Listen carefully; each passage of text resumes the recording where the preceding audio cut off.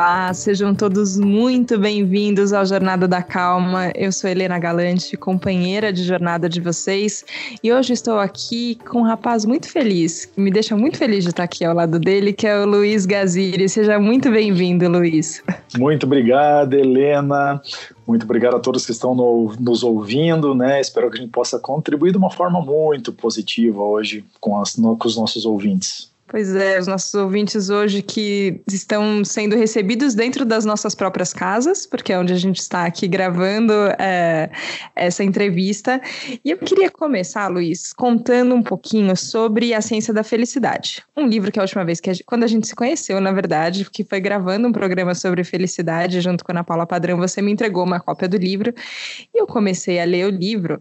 E eu fiquei, primeiro, muito chocada com a quantidade de pessoas importantes e famosas no mundo da felicidade, da psicologia positiva, enfim, de muitas áreas científicas.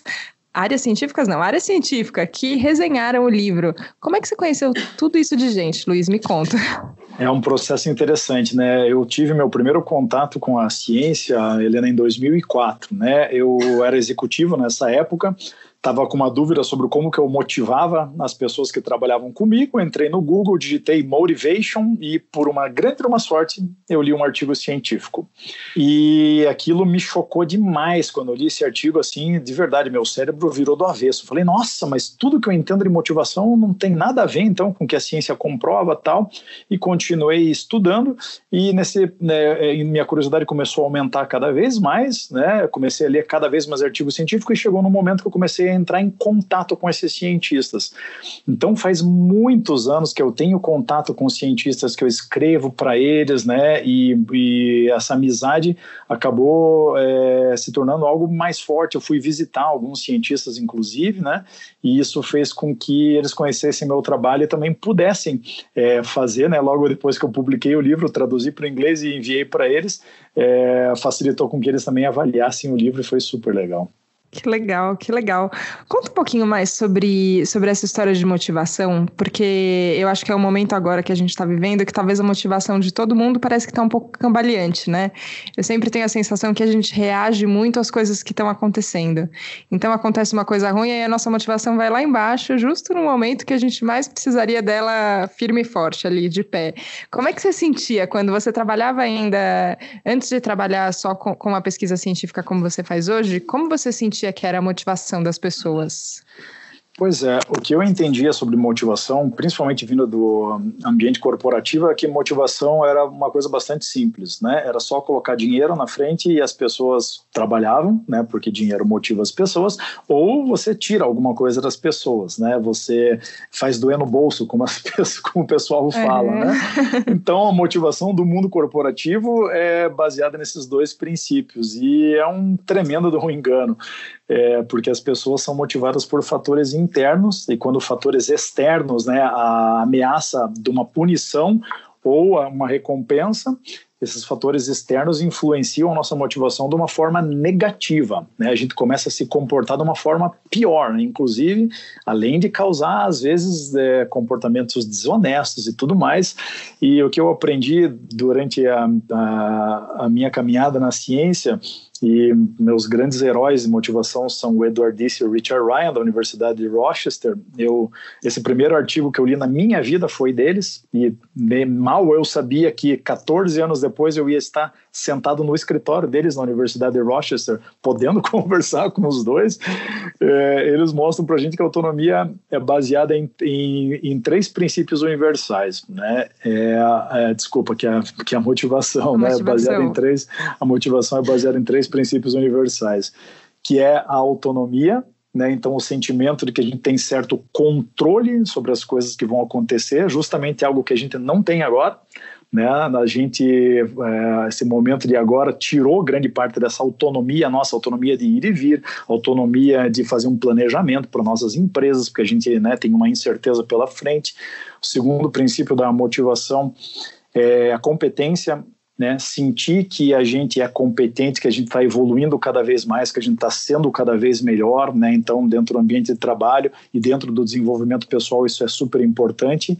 E o terceiro são os relacionamentos.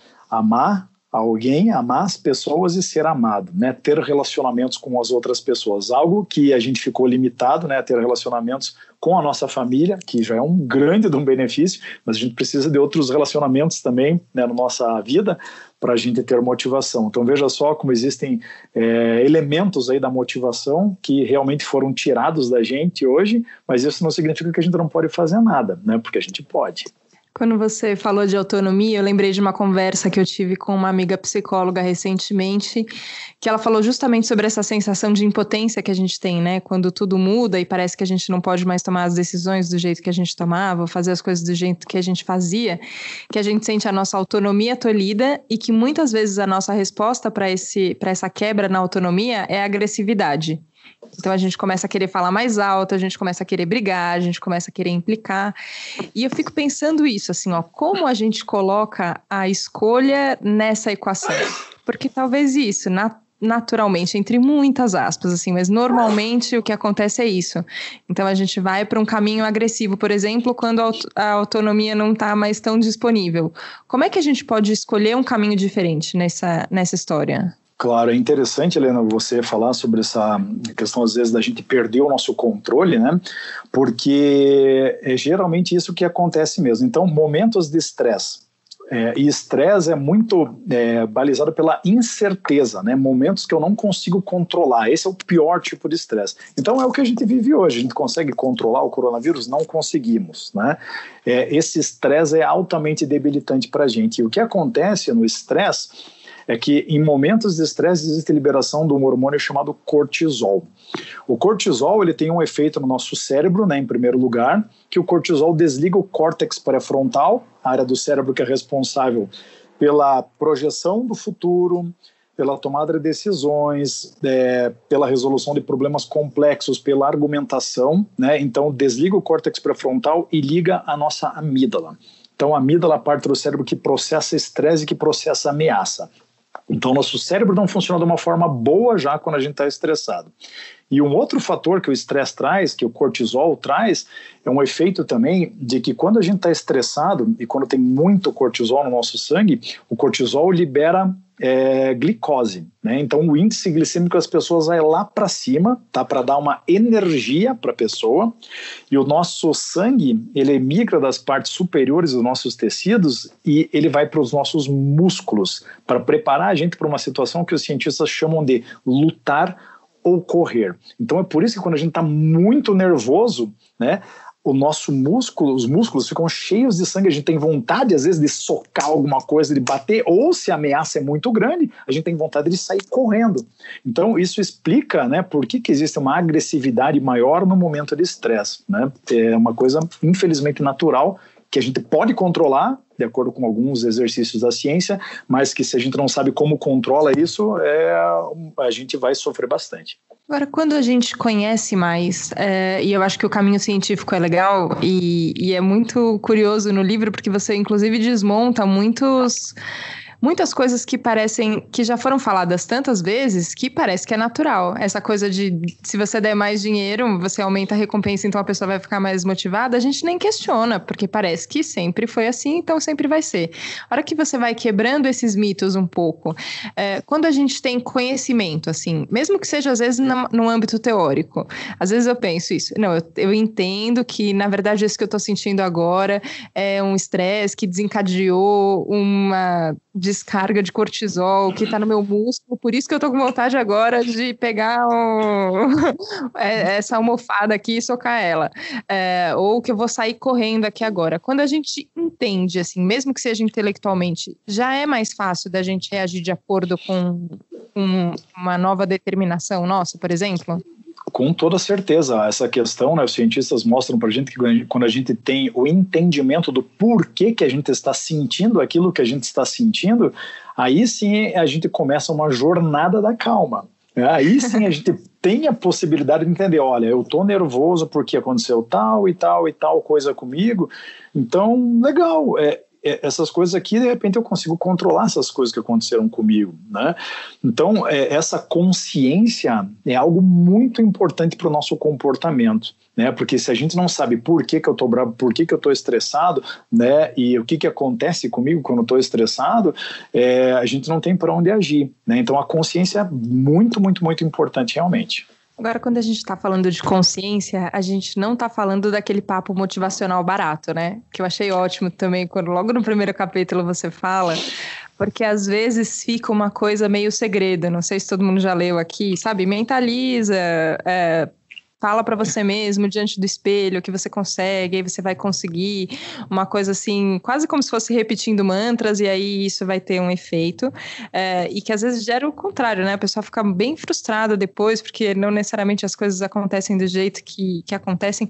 Como é que a gente dosa isso, assim? Entender que tem uma autorresponsabilidade nossa sobre as coisas que estão acontecendo. Eu acho legal que você coloca escolha logo no subtítulo do livro ali, mas que também não é desse jeito banal, assim, não é em 3 regrinhas que a gente vai falar, pronto, aí agora resolveu. Exato. É legal, Helena, nessa questão que você coloca, né, sobre autoajuda barata, né, e eu não tenho vergonha nenhuma em falar que eu estou no mercado de autoajuda, que eu sou professor de motivação, sou professor de felicidade, né, dou aula em 4 universidades, que meu livro é um livro de autoajuda, porque infelizmente esse campo realmente ficou um pouco manchado por causa desse tipo de conteúdo que a gente vê hoje em dia, com 0% de base científica, 100% de base do que eu acho que funciona ou do que as pessoas gostariam que funcionasse. E vende bem, né?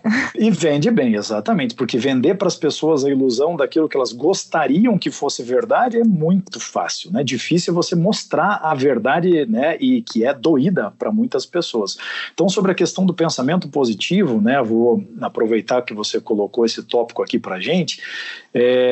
Eu fui até Nova York conversar com uma cientista chamada Gabrielle Oettingen, professora da New York University. Ela vem estudando pensamento positivo há mais de 20 anos. Ela descobriu que, por incrível que pareça, pensar positivo tem efeitos contrários àqueles que a gente gostaria que acontecessem. Ela fez um experimento científico com estudantes na Universidade de Hamburgo, onde ela também é professora, e ela perguntou para esses estudantes do último ano com qual frequência eles pensavam positivo em encontrar um emprego. De 0 a 10, quão frequentemente você se pega pensando positivo em encontrar um emprego, em começar uma vida profissional, em ter uma sala só sua? Mediu a frequência do pensamento positivo dessas pessoas e 2 anos mais tarde ela ligou para todos esses alunos e ela descobriu uma coisa super interessante. Quanto mais positivo o aluno pensava em encontrar um emprego, menores as chances dele estar empregado. Veja só que coisa maluca, né? Eita, por que isso? Contrária a tudo que a gente imagina. A explicação, né, que ela levou anos para descobrir, mas que eu vou explicar de uma forma bastante simples aqui, é o seguinte. Logo depois que a gente pensa positivo, existe a ativação de uma área de prazer do nosso cérebro, chama-se núcleus accumbens. Então, o núcleus accumbens é ativado logo depois que a gente pensa positivo. Pensar positivo é gostoso, é uma delícia para o nosso cérebro. Logo depois de ter um momento de prazer, o nosso cérebro começa a entender que a gente já alcançou aquele objetivo. Então, pensar positivo engana o nosso cérebro que a gente já conseguiu atingir aquele objetivo. E aí o que acontece é que a gente relaxa. E a Gabrielle Oettingen fez um estudo onde ela pediu para as pessoas pensarem positivo e ela mediu o batimento cardíaco dessas pessoas. E o que ela descobriu foi que logo depois de pensar positivo, a pressão sistólica das pessoas diminui. O coração começa a bater com menos força. Existem vários outros estudos científicos que mostram que existe uma relação direta entre pressão sistólica e motivação. Quanto maior a pressão sistólica, mais motivada a pessoa está, mais coisas ela quer fazer. Pensar positivo diminui a motivação. A pessoa relaxa e diminui a motivação. Então, ela não age em direção aos seus objetivos depois de pensar positivo. Veja que coisa maluca. Ela descobriu que esses alunos da Universidade de Hamburgo, aqueles que mais pensavam positivo, eram os que menos tinham mandado o currículo. Aí também, né, gente? Fica difícil. Para conseguir um emprego, você precisa mandar um currículo, mas nem isso eles fizeram, de tão positivo que eles pensavam. Então, veja só que o pensamento positivo muitas vezes tira da gente justamente aquilo que a gente mais quer, né? Mas é gostoso para as pessoas achar que é só mentalizar uma Ferrari que de repente vai chegar o correio aqui e vai entregar uma Ferrari na minha casa, né? Mas não é assim que a gente faz as coisas da nossa vida, né? Mas e o oposto, Luiz? Eu acho isso, a hora que a pesquisadora coloca que também as pessoas mandaram menos currículos, né? Aí você fala, bom, ok, a pessoa se dispôs menos a fazer movimentos para, de fato, procurar um emprego. Mas também não tem o oposto, assim, o extremo oposto, quando a pessoa simplesmente sempre ela imagina o pior cenário. Então, eu não vou conseguir, porque eu não sou boa, porque o mercado está muito ruim. E aí eu também nem faço nenhum movimento, porque aí eu já tenho na minha cabeça que o pior vai acontecer. Isso também não ajuda, né? Quando a gente está falando, não significa que a gente vai ter que começar a ficar com a nuvem cinza aqui na cabeça. Exato, nem que a gente tem que desistir dos nossos sonhos, né? Nem de que a gente tem que parar de pensar positivo, porque qual que é a grande sacada dos estudos da Gabrielle Voltage? Ela descobriu algo chamado contraste mental. Ela descobriu que as pessoas atingem seus objetivos com mais facilidade quando elas pensam positivo e negativo. Olha só que legal. Ela desenvolveu uma ferramenta chamada WOOP, né? W-O-O-P, WOOP. Aqui em português a gente pode falar drop, né?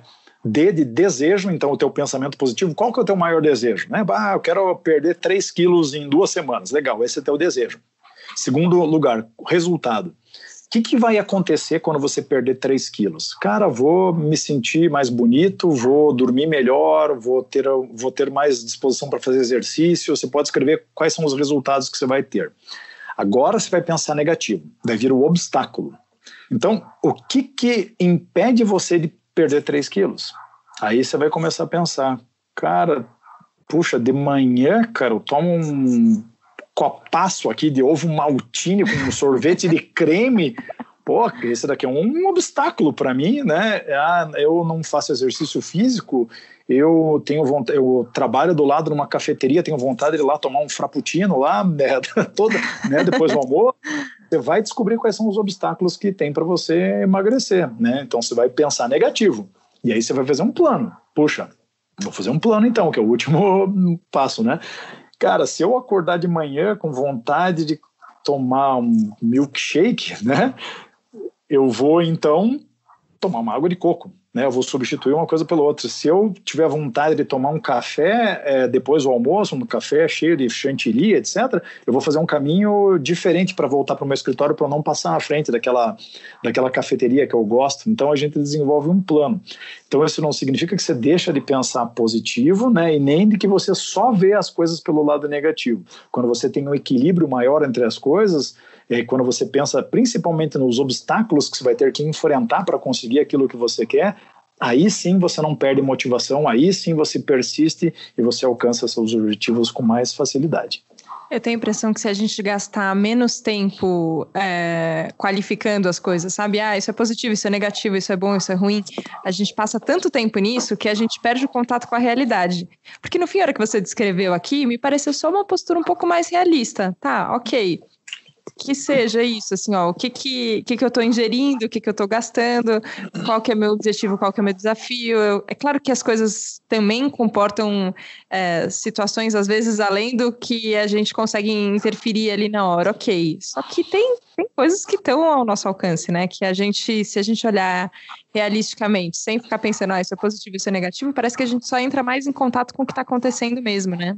Claro, realmente grande parte da nossa felicidade está baseada na realidade, né? A gente ser feliz não é ser uma pessoa que pensa positivo, que só tem momentos felizes na sua vida. Felicidade ela está baseada na realidade, e a realidade é que momentos negativos acontecem na nossa vida, são inevitáveis, né? E isso realmente é algo que vai acontecer. Agora, o legal do WOOP, né, da pesquisa da Gabrielle Voltage, né, que ela mostra para a gente que sem as pessoas terem a consciência de que elas precisam pensar negativo, a maioria das pessoas não pensa negativo. Elas só pensam que vão atingir o objetivo, que vão conseguir, etc. E isso acaba eliminando as chances dessas pessoas alcançarem objetivos. E tem uma outra parte da pesquisa dela que é fenomenal, Helena, quando ela ela descobriu que nem sempre quando eu coloco alguém para fazer contraste mental, pensar positivo e negativo, nem sempre a pessoa atinge seu objetivo. E ela ficou intrigada, ela falou, mas por que eu desenvolvi a ferramenta, algumas pessoas aplicam e não conseguem atingir o objetivo? Aí ela foi mergulhar nos dados da pesquisa e ela descobriu o seguinte, que quando uma pessoa faz contraste mental, muitas vezes ela descobre que o sonho que ela tinha era fora da realidade. Era um sonho que nunca ia acontecer, que era um objetivo muito longo, muito longe. Então essa pessoa desiste. Então faz com que a ferramenta seja ainda mais efetiva, porque daí você não fica gastando tempo, dinheiro, sacrificando a tua família, teus filhos, etc., em busca de algo que nunca vai se concretizar. Então veja só como positivo, negativo, né? Realidade é o que realmente leva a gente aonde a gente quer. Agora eu queria te fazer uma outra pergunta sobre um trecho do livro que eu fiquei muito curiosa, porque eu lembrei de estudar na faculdade a tal da pirâmide de Maslow. É esse o nome? É isso mesmo. Vamos lá. Você me corrige se é isso mesmo, mas as necessidades básicas que a gente tem que atender, então como as pessoas são felizes, e aí o que você precisa, o que está no topo da pirâmide, que depois que você já cumpriu todo o resto, aí você pode se preocupar com isso, e o que todo mundo tem que se preocupar, independente. E eu já vi isso tantas vezes, em tantas referências, que eu tinha certeza o quê? Que era verdade. Não, isso daqui foi testado, cientificamente comprovado, e você fala que não, que na verdade não teve método científico nessa pesquisa para comprovar. Me fala mais disso, por favor. Foi uma das maiores surpresas que eu já tive na minha vida estudando motivação, porque, bem, eu sou administrador de empresas, né, estudei, quando eu estava estudando RH, motivação, toda a pirâmide de Maslow. Muitos professores até hoje ensinam a pirâmide de Maslow, então a gente escuta tanto que na verdade, a gente nem questiona mais se realmente aquilo funciona ou não.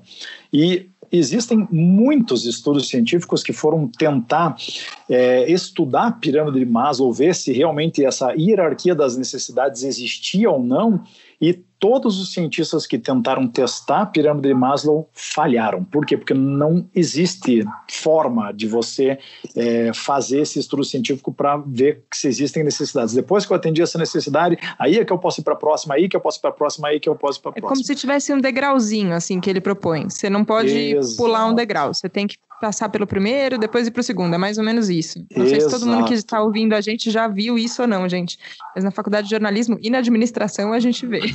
A gente vê assim, né, em muitos cursos. Então, o que os cientistas descobriram é que não existe hierarquia das necessidades, tá? E que muitas vezes você ter uma necessidade lá no topo da pirâmide, como propósito, autorrealização, por exemplo, você tendo isso ajuda você a suprir, né, aquelas bases lá mais básicas, né, mais da base da pirâmide. Então, ter uma necessidade atendida lá em cima pode te ajudar com as necessidades lá de baixo, tá? Mas a pirâmide realmente ela não funciona, não é assim, porque o Maslow era mal intencionado ou porque ele era um pesquisador ruim, não é, pessoal. Porque o Maslow fez uma descoberta na década de 40. A ciência lá na década de 40 não tinha todas as ferramentas que tem hoje, né? A facilidade de coletar dados como tem hoje, amostras gigantescas de pessoas. Lá o Maslow estava direcionado com um grupo pequenininho de pessoas, sem poder coletar muitos dados, tendo a fazer cálculo tudo na mão, não tinha software, não tinha nada, né? Mas ele fez uma parte importantíssima da pesquisa motivacional, que hoje foi aperfeiçoada e, né, hoje a teoria da autodeterminação, que é do Edward Distler e Richard Ryan, essa sim é a teoria mais aceita, que tem mais de 50 anos de pesquisa, que realmente direciona a gente para o lado certo da motivação. Bom, vamos lá. Então a gente vai ter que entender um pouquinho o que é autodeterminação, como é que funciona isso, como a gente pode sair desse episódio mais autodeterminado, Luiz. Vamos lá, né? Então eu tinha comentado lá no início que o Edward Distler e o Richard Ryan então descobriram, né, a teoria da autodeterminação, e ela mostra 3 necessidades psicológicas básicas e universais do ser humano, que é autonomia, competência e relacionamentos, né? Então, para a gente ter mais motivação no nosso dia a dia, principalmente nesse momento agora, a gente tem que começar a ver o que a gente pode controlar. Né? Autonomia é aquele sentimento que eu quero ter de que eu tenho controle sobre as coisas que vão acontecer. Existem fatores externos aí que nos impedem de ter uma sensação total de controle hoje em dia, mas ainda assim existem coisas que eu posso controlar no meu dia a dia do trabalho, né? Eu posso controlar qual horário que eu vou acordar, eu posso controlar o que eu vou almoçar, eu posso controlar qual vai ser o meu ritmo de trabalho, quais são as minhas prioridades, o que eu vou atacar em primeiro lugar, eu posso controlar o meu planejamento, né? Fazer um planejamento para o meu negócio, para a minha vida pessoal nesse momento. Existem várias coisas que eu consigo controlar nesse momento que vão trazer um sentimento bom de motivação para mim, né? Competência está também ligado com a gente, não só a gente se sentir importante e competente, que a gente está sendo cada vez melhor, né? Não no longo prazo, mas também no dia a dia. Então a sensação de competência, ela vem daquelas pequenas vitórias, né? Isso tem muitos cientistas que mostram essa questão das pequenas vitórias e da competência diária. Finalizar uma tarefa. Esse é um dos maiores motivadores que existem para nós, né? Terminar uma tarefa, simplesmente, não é o dinheiro que a gente vai ganhar por fazer a tarefa, é simplesmente terminar. Então a gente está muito ligado com os objetivos que a gente coloca para nós mesmos, né? Se a gente coloca um objetivo muito difícil para a gente se sente incompetente, então a gente perde grande parte da nossa motivação. Quando o nosso chefe coloca para a gente um objetivo que é fora da realidade e a gente tenta várias vezes atingir aquele objetivo e não consegue, o que a gente sente? Falta de competência, nossa motivação vai lá para baixo, a gente não quer trabalhar, a gente não quer fazer mais coisas. Então, determinar processos no dia a dia, coisas, atividades que eu consigo concluir. Isso é altamente motivador para nós, né? E quando a gente fala dos relacionamentos, né, a gente está trabalhando em home office, muita gente que é executivo trabalhando em home office, relacionamentos é você também ajudar seus colegas de trabalho. Ainda existem formas de você ter bons relacionamentos, mesmo no distanciamento social. Né, se ajudar teus colegas de trabalho, mandar informação para eles, fazer call com eles, dar dica, ver formas novas da gente desenvolver nosso trabalho, bater nossas metas, vender apesar do momento. Os relacionamentos, né, principais aqui que hoje a gente tem a possibilidade de cultivar são os relacionamentos com a nossa família. A gente usar esse momento da quarentena aqui para melhorar no seu relacionamento, estar mais próximo da esposa, do marido, dos filhos, do pai, da mãe, dos irmãos, né? Lembrando que um dos grandes inimigos dos nossos relacionamentos hoje em dia é esse inimigo aqui, né? Nosso telefone celular é o inimigo que faz com que a gente, ao invés de prestar atenção na esposa, no filho, no marido, nos pais, a gente se afunda naquela tela ali e prejudica, né, grande parte da nossa motivação e da felicidade, porque o principal previsor de felicidade que existe são os relacionamentos. O previsor número 1 de felicidade para uma pessoa é ter bons relacionamentos. E a gente vai lá e estraga nosso telefone celular. Então veja só como existem formas, mesmo, né, no isolamento social, não é nem isolamento, é distanciamento social, porque isso não impede a gente de ter relacionamentos, mesmo que virtuais, ou com a nossa família, quando a gente está na nossa casa. Mesmo apesar desse momento, a gente ainda pode ter, né, usar fatores que nos motivam, desde que a gente tenha consciência do que me motiva de verdade, né? E aí a gente vai para o caminho certo. Nossa, muito legal ouvir você falando disso, porque é uma coisa que eu tenho pensado muito sobre como esse distanciamento social não precisa ser um distanciamento emocional das pessoas, que a gente tem formas de se conectar e, enfim, a gente já teve alguns episódios aqui no Jornada da Calma falando um pouco disso, assim, que maneiras a gente tem de chegar mais perto. Eu acho que quando a gente está fisicamente do lado de alguém, às vezes é isso, perceber o quanto você fica olhando no celular, passando o dedinho lá para cima e para baixo, deslizando aquela tela sem fim, o quanto isso às vezes rouba a qualidade do relacionamento que você tem, ou às vezes também quando você está numa chamada de vídeo, né, como a gente tem feito muitas ultimamente, como é que você consegue, sem o contato físico, sem o abraço, sem o beijo, como é que você consegue estar próximo daquela pessoa? E quando você coloca que relacionamento é o fator número 1, eu penso, bom, então mesmo pensando isso, na autonomia, no que a gente consegue ou não consegue cuidar, tá ali sobre o nosso controle ou não, pensando também nas nossas competências, o que a gente consegue concluir, quais são as tarefas, mas a hora que relacionamento é o primeiro, então talvez valesse a gente olhar, né, para como tá a qualidade dos nossos relacionamentos, como é que a gente está conseguindo sentir as coisas, e eu sempre fico pensando isso, como é que a ciência lida com essas coisas emocionais subjetivas, às vezes, tanto, né, porque como é que a gente conta para alguém como é que se relaciona Parece às vezes meio difícil, não parece? Parece, né? Com toda certeza. Mas os relacionamentos, eles são os momentos aí, as escolhas no nosso dia a dia trazem os bons ou relacionamentos ruins para nós, né? Então, a escolha da gente acordar de manhã, pegar o telefone celular e ver quantas pessoas morreram de coronavírus, ou a gente escolhe e dá um beijo na esposa, dá um abraço na esposa, dá um abraço no marido, né? A gente tem a escolha de manhã de fazer isso, a gente tem a escolha de manhã de acordar, de estar lá fazendo o nosso café da manhã, da gente fazer um café da manhã gostoso para a família, fazer alguma coisa legal, conversar com eles, ou estar enfurnado lá dentro da tela do telefone celular, resolvendo o problema, cuidando das nossas coisas, do nosso dia a dia. Cada momentinho, se a gente for prestar atenção, e principalmente nessa questão do telefone celular, que é assim um grande inimigo da nossa felicidade, muitas vezes a gente está escolhendo o pior para a nossa vida, né? Então essa consciência de que a cada minutinho do meu dia eu tenho uma escolha, eu posso escolher prejudicar meus relacionamentos ou posso escolher cultivar esses relacionamentos, é importantíssimo para a gente saber o que a gente faz agora.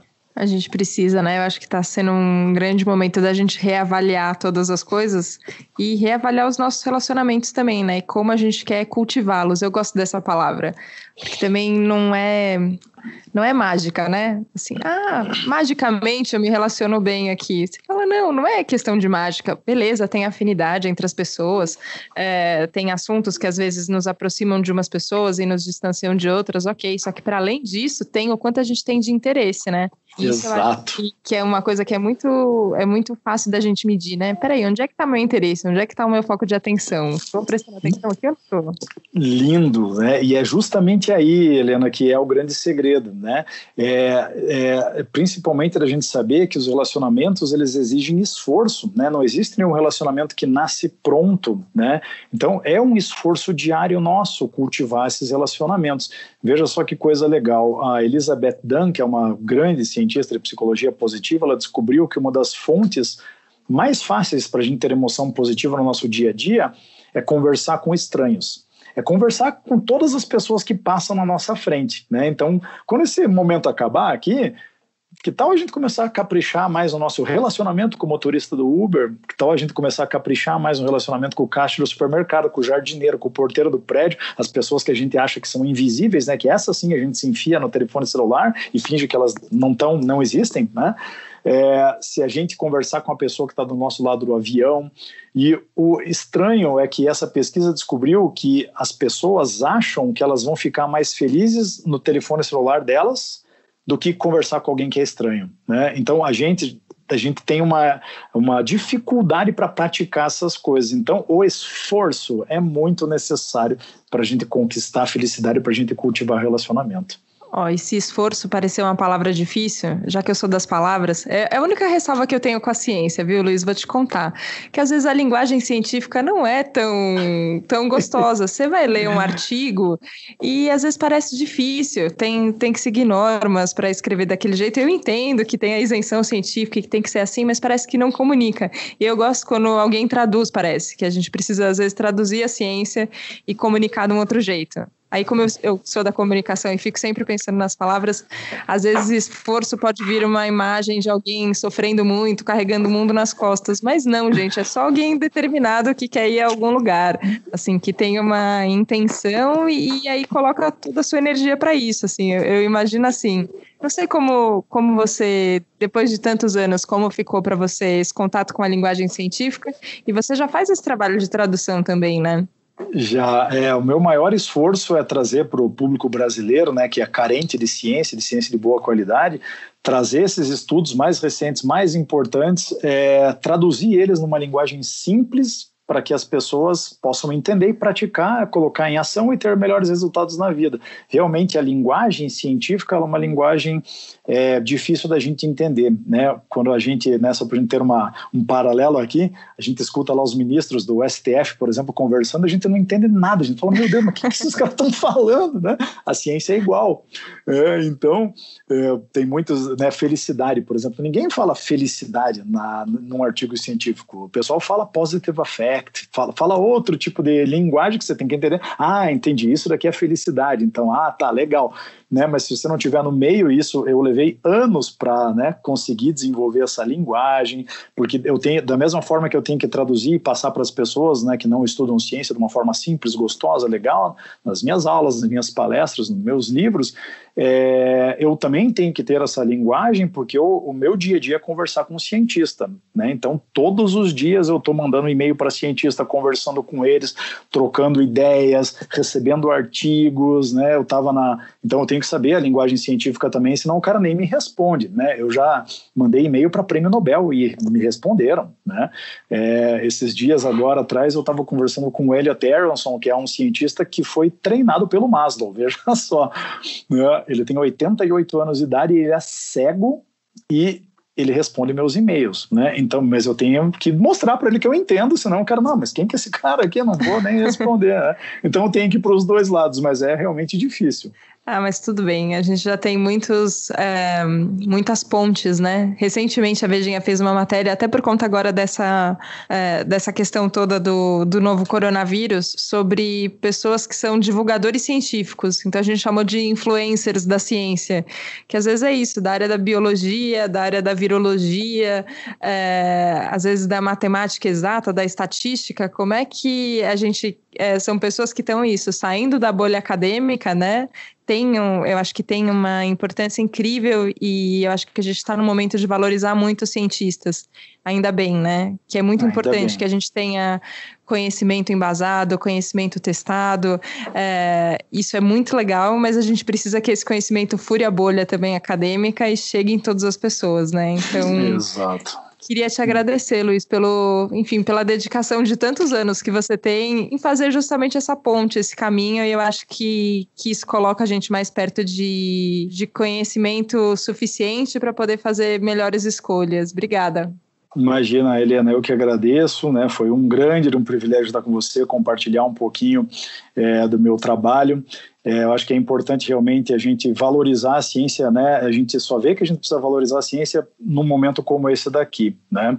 Agora, será que o nosso país realmente está fazendo todo o seu trabalho para valorizar a ciência da forma certa, né? Porque eu sou acadêmico também, né? Eu não sou pesquisador científico, eu amo ciência, mas não sou pesquisador científico, e o que a gente vê hoje, infelizmente, é que os pesquisadores científicos não podem se dedicar 100% à ciência, senão eles vão passar fome, né? Porque eles têm que dar um monte de aula, têm que publicar um monte de artigo científico.